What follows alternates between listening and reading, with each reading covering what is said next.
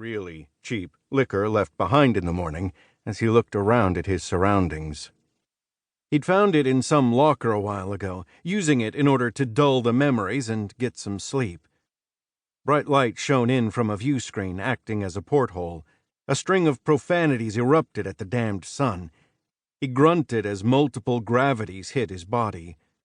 The ship he was in banked violently. The sun was replaced with the fiery glow of re-entry into atmosphere, and portholes filtered down to a more bearable brightness.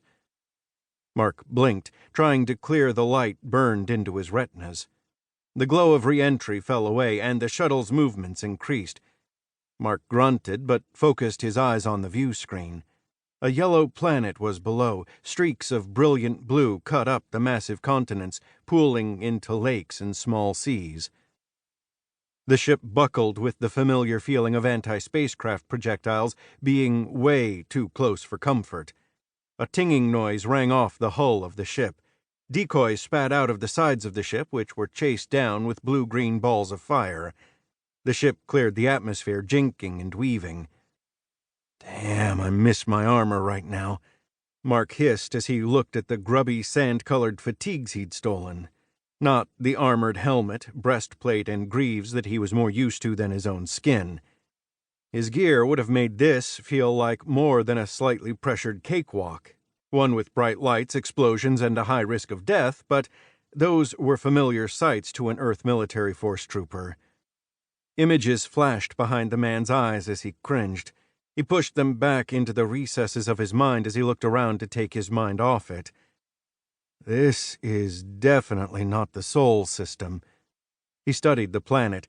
The view did not match with any of Earth and her colony's planets he'd memorized, which meant one of two things. One, he was insane, not that unlikely. Or two, he truly wasn't in Earth and her colony's area anymore, which meant that they really operated outside of the EHC and that they might really have a space drive that travels faster than light. Images, unbidden, intruded into his mind, one of a man and a woman kissing as a rocket exploded behind them, his world going dark. An image of those two people on gurneys as Mark could only turn and run away. Mark let out ragged breaths and pulled himself back. His eyes burned as his body felt to be in physical pain. Think, Mark. Now is not the time. We need to figure out this foobar situation and quick. What are we looking at? By the weapons fire, looks like a hot drop into a war zone. Just fucking wonderful. Okay, we're in one of those Legion shuttles. There aren't any guards on this thing, but I'd bet hard fucking money they're gonna have people on the ground.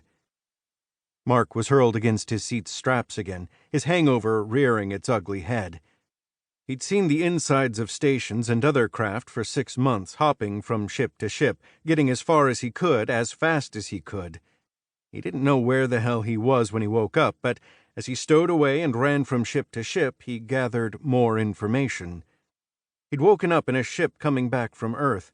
It looked like a freighter on the outside, but inside it was a medical ship, putting Earth military force troopers back together.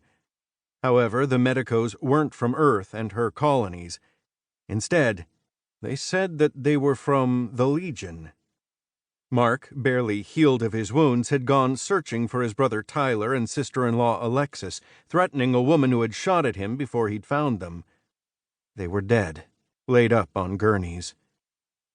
Blinded by grief and rage, he'd escaped the ship, not knowing where he was going, but just wanting to escape it all. Hitting the dirt in 10. It's going to be a hot one. A calm, thankfully human voice echoed through the ship. The jackhammers in his head promptly alerted him of the fact that there were a lot more gravities being put on his body, making it feel as if a nuclear war had kicked off inside his skull. The heavy weapons on the shuttle opened up, with missiles, railguns, cannons. Hell, they were probably throwing the fucking kitchen sink at whoever was shooting at them.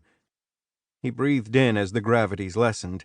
He looked at the view screen, now looking at a gray desert with patches of brilliant blue water and sand. The view screen tracked his eyes and looked left to face the direction the ship was going. The gray wasn't the desert, but where hundreds of thousands...